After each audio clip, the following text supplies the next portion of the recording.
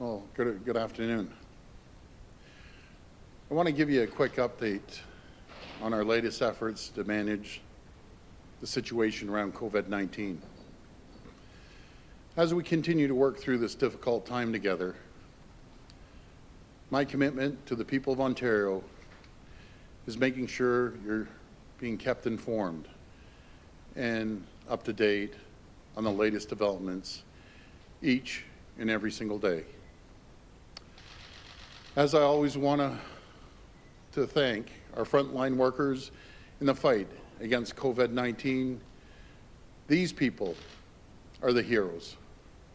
They're the ones working day and night to slow the spread of this virus. If you know a nurse or a doctor, cleaning staff at a facility, please reach out and thank them. A lot has happened around the world since I stood up here yesterday morning and declared a state of emergency. I want to thank everyone who followed the orders and who are doing their part to flatten the curve.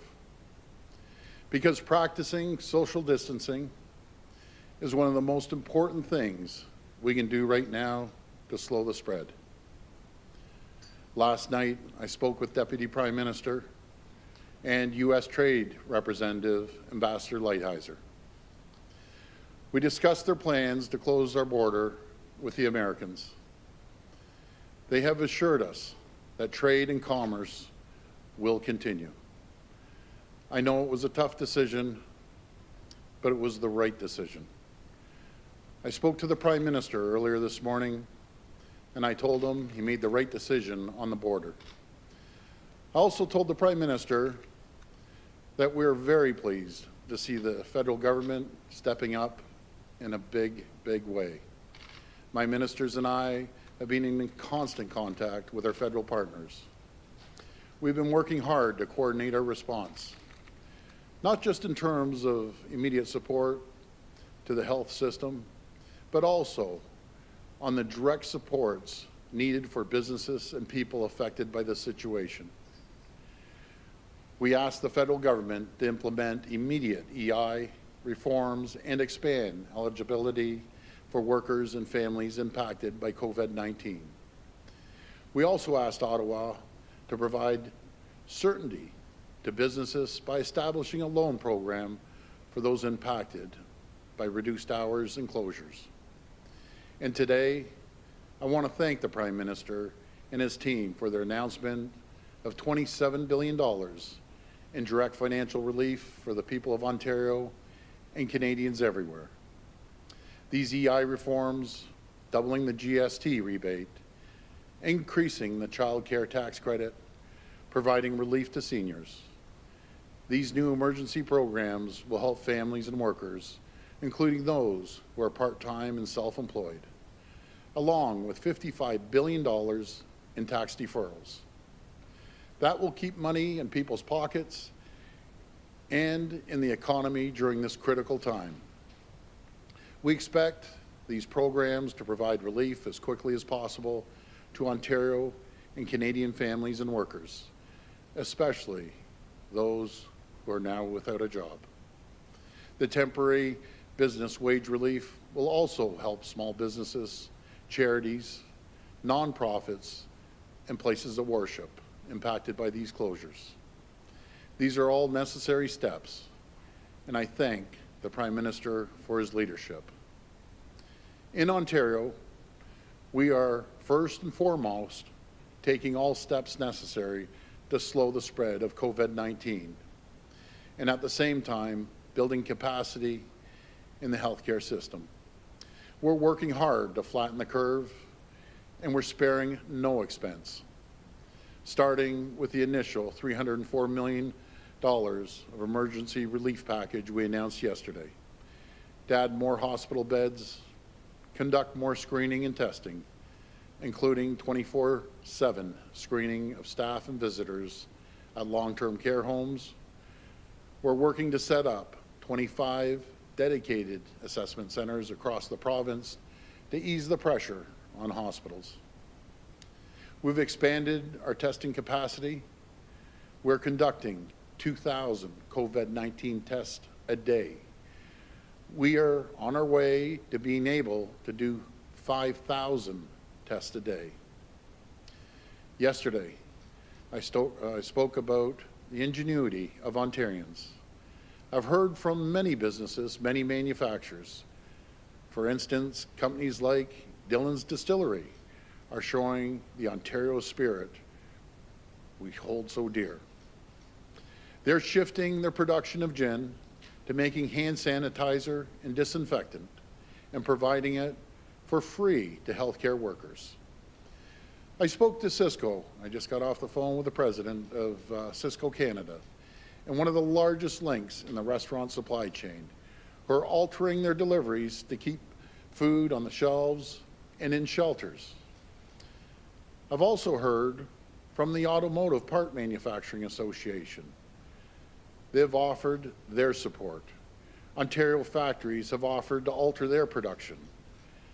They have the tools to make important health equipment, and they are ready to help. My friends, this is the heart of the Ontario spirit. As more companies shift their production, these companies are putting the people of Ontario first, and I thank them for their support. I thank them for their ingenuity, and I thank them for exemplifying the Ontario spirit.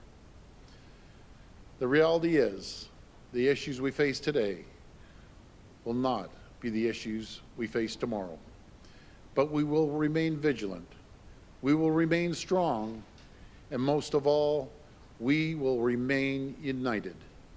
We are taking nothing for granted, and we will spare no expense to support Ontarians through this difficult time.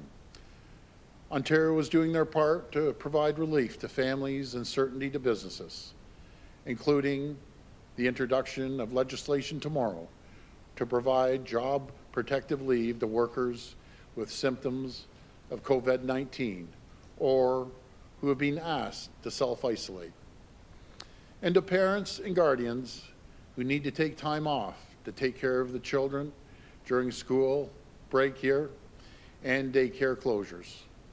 I'm also looking forward to sharing more about the next stage in our emergency relief package, which will be part of Minister Phillips' spring economic statement and fiscal update next week. You will hear more from our team on these measures in the coming days.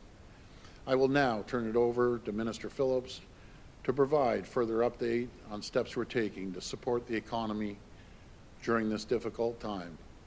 I thank all Ontarians, and God bless you. Thank you, Premier, and of course, I know myself and join the Premier and the Deputy Premier in thanking our frontline healthcare workers, as well thanking the staff that are cleaning not just the healthcare facilities, but also all of the other vital facilities. These are all the real heroes that that we're here to support and that are helping us in this difficult time. It has been the last number of days, we have been in daily contact with Minister Morneau and his team in terms of the development of the package that the Prime Minister and the Minister of Finance presented earlier today. I'd like to join the Premier in commending the Prime Minister and in particular Minister Morneau. I have to say that it's very collaborative in terms of the work that was done and has delivered, certainly in our government's opinion, on a package. It is a substantial package, and it is a package that addresses the issues that are front and center. Support for working people, support as well for some of the most vulnerable, whether our First Nations or homeless, and as in a timely basis. And we look forward to continuing to work with the federal government, with Minister Morneau and the rest of the government of Canada in terms of coordinating our approach. We will be, as the Premier mentioned, next Wednesday, we'll be coming forward with our economic and fiscal statement. This will be an opportunity for us to outline further supports. Part of the timing of that was to make sure that we had the opportunity to see what the federal government was doing. As I've talked about, our priorities will be first and foremost making sure that there's support for our healthcare system. It's a vital element of the fight against COVID-19 and something that that we will make sure there are the resources to do. We also wanted to make sure that there was support for people and for jobs. And that's why, again, it is so helpful that the federal government has stepped forward with a significant package that particularly focuses on those that are directly affected. We will, as you would expect, be coordinating with the federal government. There was initiatives, for example, in the one item they mentioned, the extension of student loans in terms of a 6-month deferral. So we will be working with the government to make sure that that we make life as easy for people who are affected by aligning some of these initiatives. And we're going to continue to collaborate with our federal partners and with other governments across the country to make sure that the supports that we're providing get where they need to get there quickly, and get there in the most efficient fashion possible. So I'll just wrap up by saying again, I want to thank Minister Morneau and his whole team, and say that we look forward to standing shoulder to shoulder with the federal government to support Ontarians, to support Canadians through this difficult economic time. And with that, I think we'll be happy to take any questions. So we'll take questions at the mic. One question, one follow-up. We'll start with the reporters on the floor here and then move to the phone line. This is for all three of you. We're hearing from frontline healthcare workers who are returning from traveling abroad that they're being told to go to work and they're not being told to self-isolate. So can you comment on that? Well, I'll pass that over to the Health Minister. Thank you very much. The same holds true for frontline workers as for anyone else. They will be asked to self-isolate if they've traveled.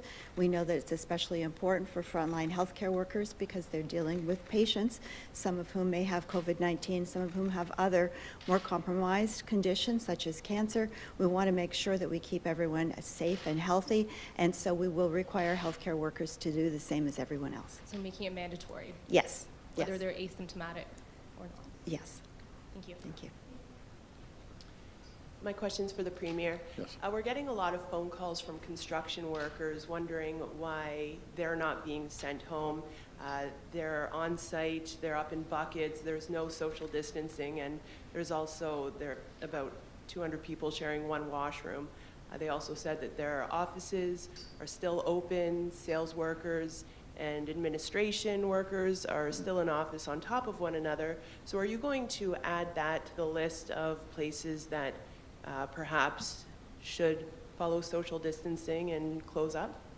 Well, I'll follow the advice of the Chief Medical Officer of Health, the Minister of Health, and the COVID-19 command table in saying that.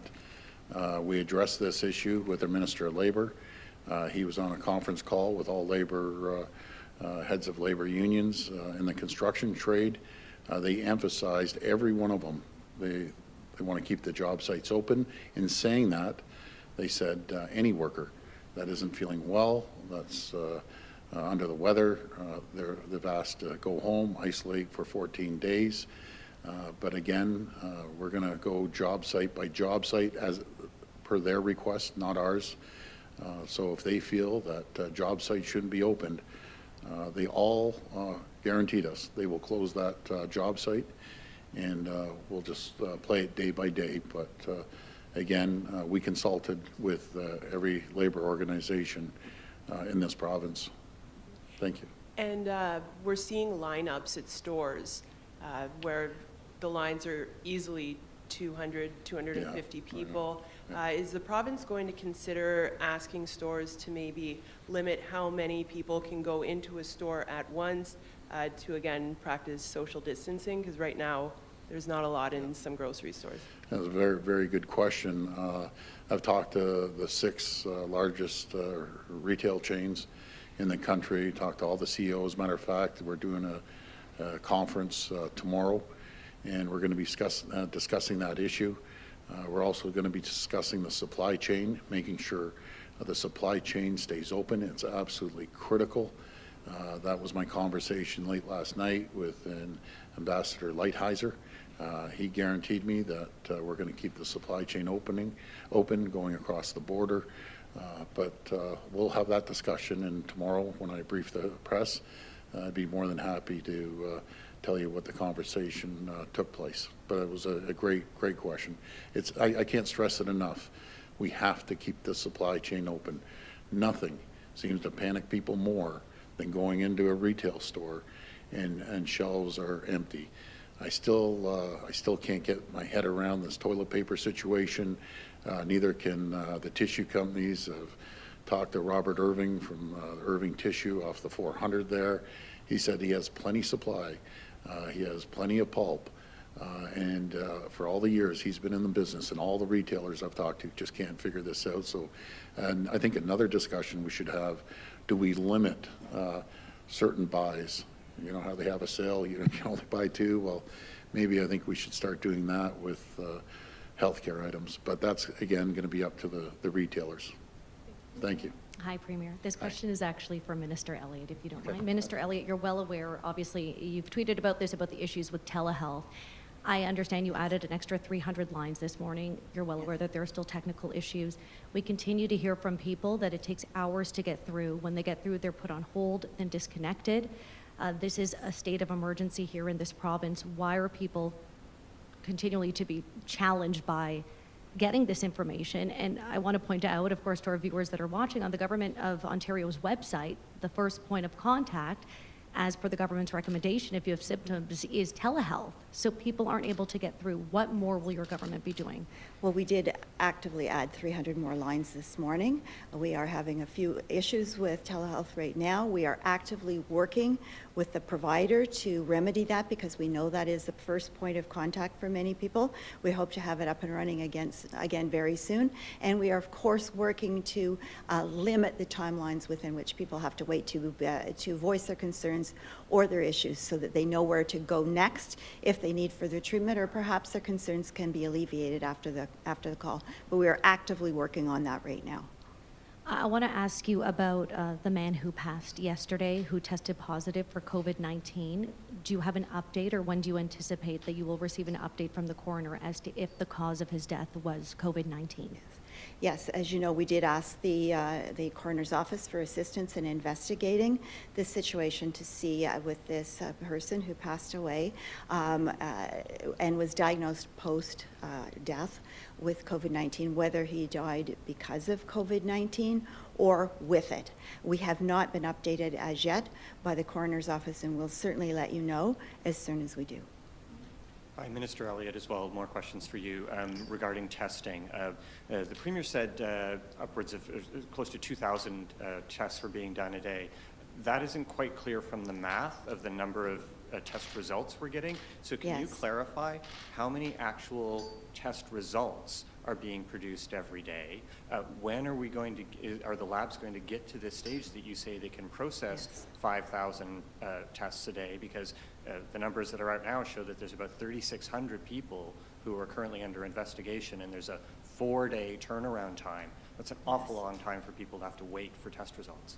Yes, we are increasing both our testing capacity as well as our lab capacity. Right now, in addition to the original lab that we had to test the results, we also have some labs at hospitals which we collect on a daily basis so that we can provide all of you with the current updates. Right now, we do have about 2,000 tests that are still pending. We're working through those as quickly as possible, because I know there are many people that need to know whether they are testing positive or not. If not, they can then proceed with their daily lives. If they are, then of course then they need to continue in self-isolation or may need further treatment. So we're very aware of the need to increase our capacity for testing, and we're working on that diligently right now. Okay, if I can follow up on that. What do you say to people who are now having to endure a 4-day wait to get their test results? And why was the lab capacity not upgraded sooner to meet this demand? Well, the number of people coming forward, of course, in light of world events, has come forward significantly. We have ramped up our lab capacity as significantly as possible, and we'll do more as we need to. Events are quickly evolving, and so we are trying to get the test results back in a sooner period of time. I agree with you, a 4-day wait is not acceptable, and so we are working on doing much better than that, and I anticipate that we will be caught up very shortly with the lab tests. So thank you. Okay, Minister Elliott might want to stay up there. All right. I just wanted to follow up on Mike's question, because yesterday when we were at the briefing with Dr. Williams and Dr. Yaffe, the backlog was about 1,600 cases. Today, the backlog is like more than double that, 3,600. So that indicates, I think, a bigger problem than you're letting on. Well, it indicates that there's more and more people that are coming forward to be tested, and I think that is reflective of what's happening in the rest of the world. People are seeing what's happening in European countries. They're seeing what's happening in the United States, where they're being fully pushed to their capacity limits, even in places like New York, which are not backwards by any means. So we have more people coming forward for tests, which is good, but that means we have to respond with the lab capability, and we're working on that right now. Okay, and I also, just as a follow-up, I wanted to get back to the healthcare workers and self-isolating, because I saw a memo to staff from a major hospital group earlier this week that said its healthcare workers were expected to show up for work even after, right after coming back from foreign travel. So you're saying today that has changed, and when did that Yes. change? And have you issued a directive? That has been a very recent subject of conversation at the health command table, because we know that there are many people that are concerned about that. There are many other healthcare workers. I know there are many nurses that are concerned about that, and we need to apply the best scientific evidence and best practices to everyone. You can't have a separate category for healthcare workers. It is what it is. The isolation period is 14 days. It needs to apply to everyone. Okay, did that go out yesterday or today, or when did that go out? That is something that has just been discussed and will be going out shortly. Hi, Minister. This is for you as well. South Korea seems to have set the gold standard for testing, and they've really reduced the number of cases because of their very efficient testing. You said 4 days is not acceptable. What is the acceptable guideline for lab results to come back? What are you hoping to achieve, and how long is it going to take you to be able to achieve that goal? Well, I can't give you exact statements, but I can tell you 4 days is too long. Certainly with 24 to 48 hours is what we are certainly aiming for.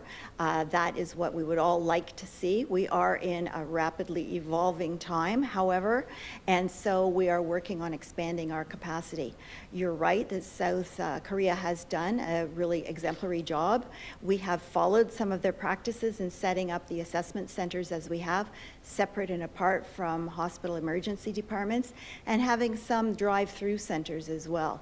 I think there are some good examples. We want to follow the best practices worldwide, and so we're watching what South Korea is doing, and we're implementing our own policies here in Ontario, where we have a different situation with many people who live in more rural areas, more remote areas, making sure that we can get everyone tested that needs to be tested. And if we look at Italy, because that set a horrifying vision for all of what can go so terribly wrong, one of their main problems is the lack of ventilators. So how many ventilators do we have here in Ontario per hospital across the province, and how many do you think we need if these cases multiply? Well, we certainly have an adequate supply for what we're dealing with right now. That said, we have ordered 300 more ventilators that we will be receiving shortly, and as the Premier indicated, that there are auto parts manufacturers right now that are looking to retool some of the work that they're doing so that they can help produce ventilators here in Ontario as well. So many Ontarians, both in terms of individuals and corporations, are really stepping up to help us with both ventilators and other personal protective equipment. We know that with many borders shutting down, we need to find our own sources internally, and people are stepping up in Ontario. We're very grateful for that and very proud of Ontarians.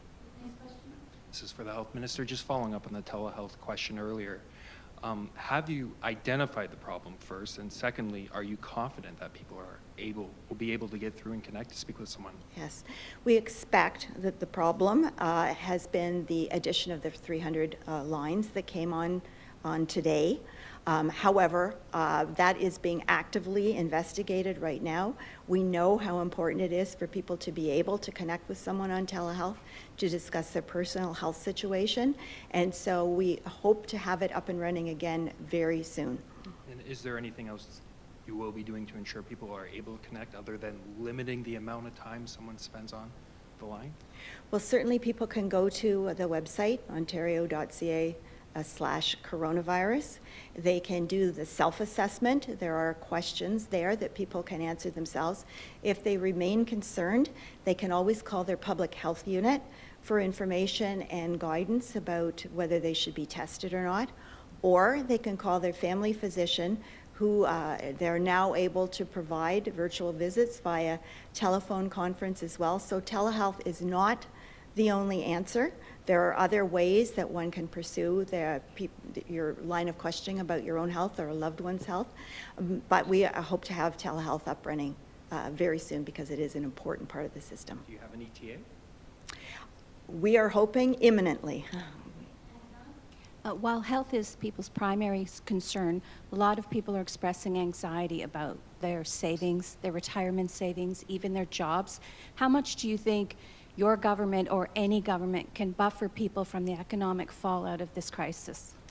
Well, I'll just answer part of it, then I'll ask Minister Phillips perhaps to answer the rest of it. We are certainly aware of the mental health concerns of many Ontarians that are, some of them who are going through self-isolation, who are experiencing feelings of depression or anxiety, and then other people who are worried about job security. How are they going to feed their family and make the monthly payments that they need to make? We are ramping up our mental health responsiveness to deal with that situation, but I will defer the economic answer to Minister Phillips. So, Antonella, as you and as people in Ontario know, this is an unprecedented situation, and it is absolutely putting stress on families, putting stress on workers, and on employers. I think what the federal government did today was a very good indication of just how unprecedented this is in terms of an unprecedented response, both in terms of the $27 billion of direct support and the $55 billion of tax deferral. Obviously, the objective, there is a health problem underlying the economic problem. And economic problems inevitably come down to confidence. And so the confidence of investors and the confidence of individuals is linked to the progress we make on the health front. And that's why it's so important that people respond. And I agree with the Premier and the Minister of Health. They have been to the request to socially isolate, to the request to be responsible, to wash their hands. All of those elements are part of the strategy. And it's a strategy that's worked around the world where we've seen things work, which is to try to flatten the curve of this. But this will be with us for a while. We will present our perspective from an economic point of view next week. And obviously we're watching day in, day out.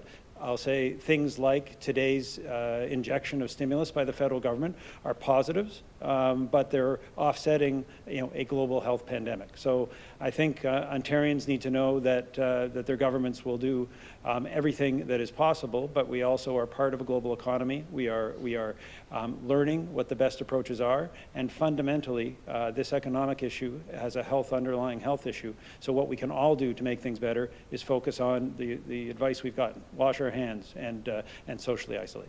Yours is a government, though, came to power with very specific fiscal goals. Can we take it that next week you will be releasing a document that has spending increases as we saw in the federal government today? We absolutely are going to make sure that the dollars are there to support healthcare and make sure that the health system is strong and that public health is supported and that we're supporting people and jobs. We're fortunate that the actions that this government took over its first 20 months put us on a strong financial footing.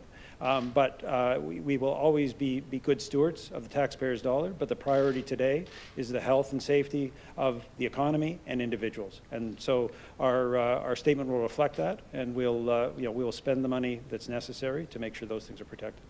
Okay, we're going to move to the phone line. I apologize in advance. We won't be able to get to everyone, but we'll take the first question from the phone.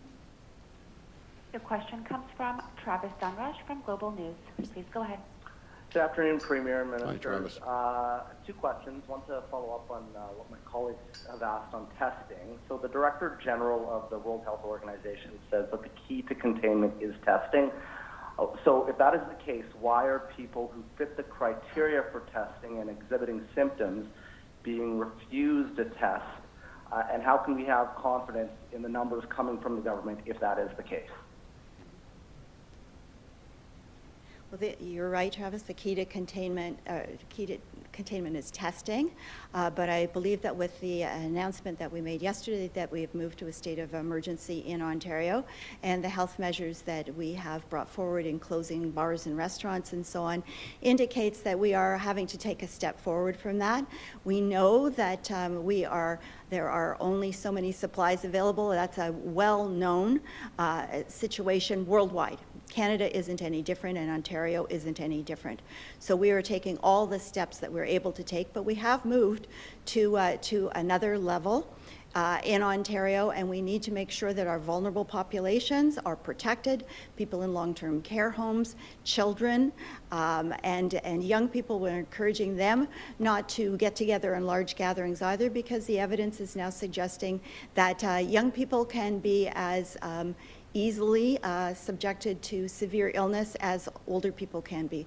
So we need to make sure that we all take the necessary steps that we need to take. We have a responsibility to ourselves to protect our own health, but we also have a responsibility to our fellow Ontarians to make sure that we don't expose anyone else to the COVID-19 when it's avoidable. And with many social gatherings still happening, we're really asking people to please obey the rules. We owe it to each other. So I have another question, but just as a follow-up to this one. So you're aware, though, that some people with symptoms are being refused a test? What we're asking people to do in those situations, of course, is to self-isolate. They are in touch with their local public health units. The public health units will advise them if they continue to have symptoms after the 14 days of self-isolation. They will then be either referred if their symptoms are worsening, or they will be advised to continue the self-isolation until their symptoms go away, have resolved. Okay, next question. Next question comes from Victoria Gibson from iPolitics. Please go ahead. Hi, Premier. I know you've been speaking with the Deputy Prime Minister in the last few days about the outbreak, and I'm wondering, has she spoken to you about the potential of Ottawa using the Emergencies Act? And if so, what was the nature of that conversation, and what message did you convey to her?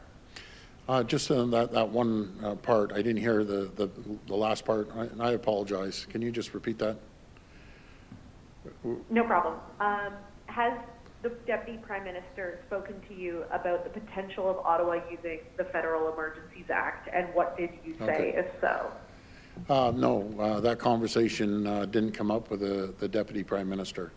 We've been in full communication back and forth, sometimes numerous times a day, but no, that didn't come up. It was mostly about last night it was about the border and other areas from some agriculture items, trucking issues, economic issues. Thank you. Thank you so much. A question maybe for Minister Elliott. Are there any confirmed cases of COVID-19 aside from the Sudbury employee that have come up in the public service or within the government? No, we're following that very closely. That's why the arrangements have already been made for people in the public service to work from home as much as possible. Within my own office, we have just key staff members there physically on a daily basis because, again, we want people to maintain that social distance as much as possible. Next question. The next question comes from Bill Kingston from Cornwall Newswatch. Please go ahead. Good afternoon, Mr. Premier. Hi, Bill. I'm looking for some clarification on your order yesterday morning on closures. As we understand it, bars and restaurants were ordered to close immediately, but drive-through and takeout options were allowed to continue. That's correct. Crowds of 50 or more were not permitted. A downtown Cornwall bar had between 30 and 50 people in it last night celebrating St. Patrick's Day, and none of the patrons inside were practicing social distancing. Would this have been allowed under any circumstances, and what are your thoughts on this taking place in a medium-sized Ontario city? Well, I'd be really disappointed that the owner would be that careless and reckless. This is all about communities, all 444 municipalities working together. The vast majority, and I'm saying the vast majority of people, are following the order, and we thank them for that. This is the only way we can control the spread and flatten the curve, as they say. We need the cooperation. And I think that was very unfortunate. Someone would go down that road. And hopefully that won't happen again.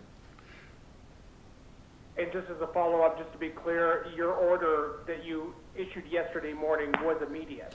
It was immediate from the time we announced it, moving forward. And again, you know, right across the province, we're relying on responsible residents of this province to follow the order. And again, 99% of people are following it. You just have to go down Bay Street, go down any of the major intersections here, and there's very few people out and about. But I just want to thank the people of Ontario because we're all in it together, and we're going to get out of it together.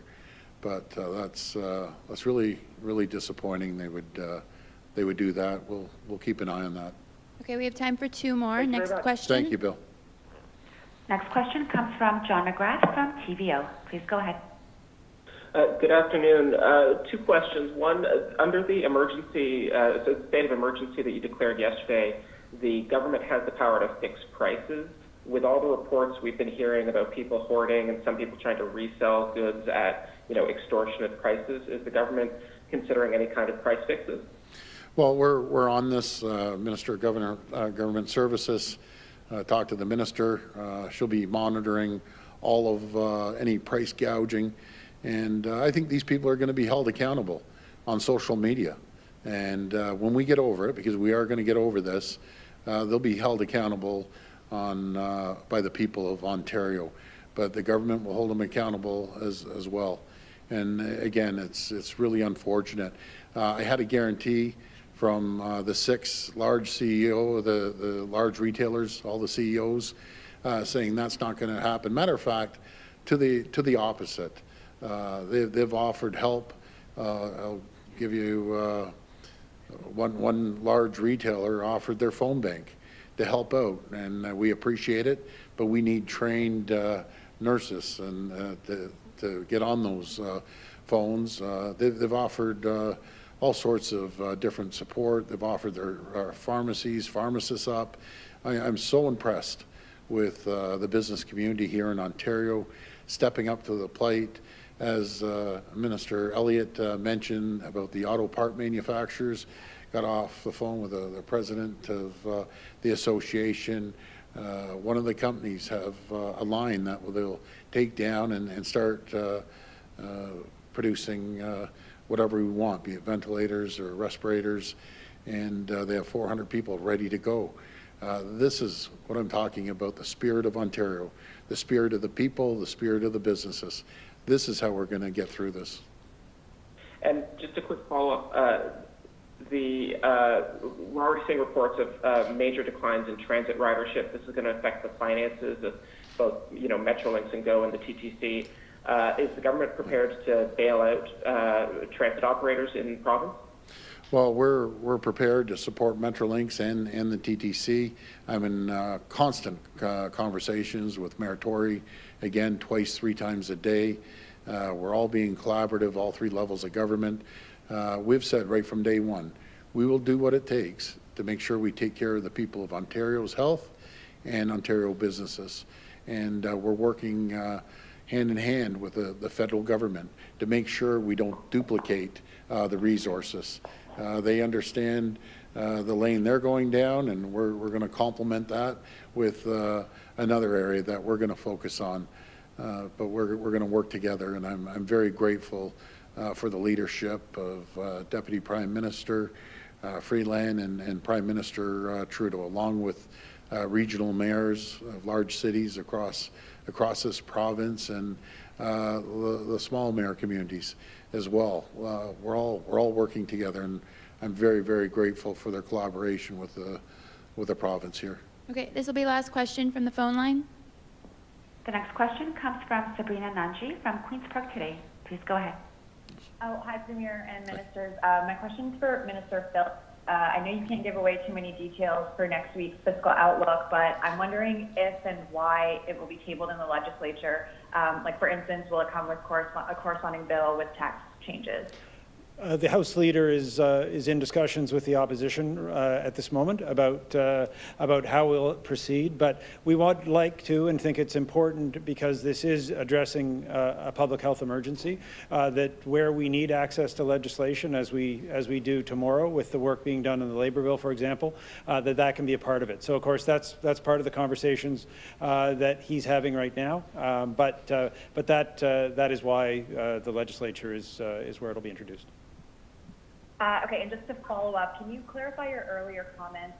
Will Ontario be following the feds and putting a moratorium on OSAP and student loan repayments?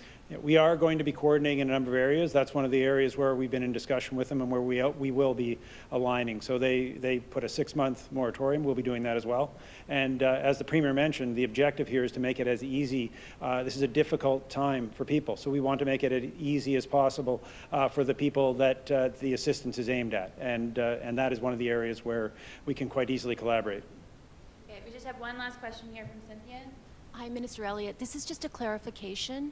When you were asked about testing, you said that you're seeing that young people are just as susceptible as older people. But can we clarify this? Are they getting as sick as older people? Because up to now, we thought that they weren't. They don't appear to have been. They seem to be more carriers and transmitting it to other people, although we are now seeing scenarios where young people who are in their 30s are now becoming very ill and are having to be placed on ventilators. So this is a very, very serious health situation for all Ontarians right now. And you're seeing that in Ontario or across the country or around the world? We're seeing that certainly across Ontario. We're also seeing it in places like the United States, in New York, for example. A very significant increase in cases. They are finding their health system is being severely overburdened right now. We don't want to get to that situation in Ontario. That's why we're really asking people to take this seriously. Please demonstrate the social distancing as much as possible, and don't gather in crowds. Thank you, everybody. Thank you. Thank you.